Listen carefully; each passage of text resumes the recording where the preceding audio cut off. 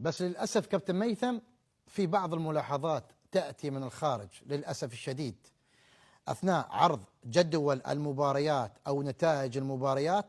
ما تشوف اسم المغرب موجود على الشاشة، ما تشوف العلم المغربي موجود على الشاشة للأسف، وهو إعلام للأسف مضاد لهذه البطولة.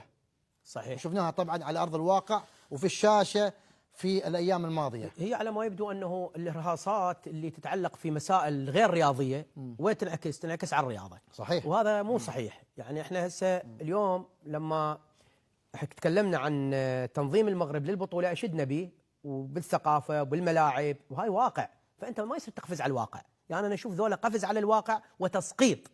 يعني بعض البرامج الرياضية اللي هي تنتمي لدولة معينة تحاول أن تسقط هذا النموذج الرائع للتنظيم المغربي أو للفكر المغربي أو للثقافة المغربية في تنظيمها لهذه المحافل، وهي المفروض تدعم.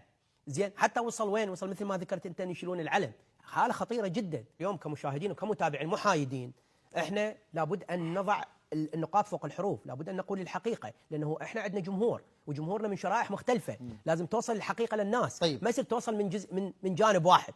انت عرفت الجانب المظلم اللي يحاول يروج أفكار هي غير أخلاقية، غير مهنية، لا تمت لشرف الرياضة بصلة. فيجب أنه شو نسوي احنا؟ يجب أن نقيم هذا الوضع، وبالتالي نرسل رسائل من خلال برنامجك إلى هؤلاء أن يعيدوا حساباتهم في هذه المواضيع.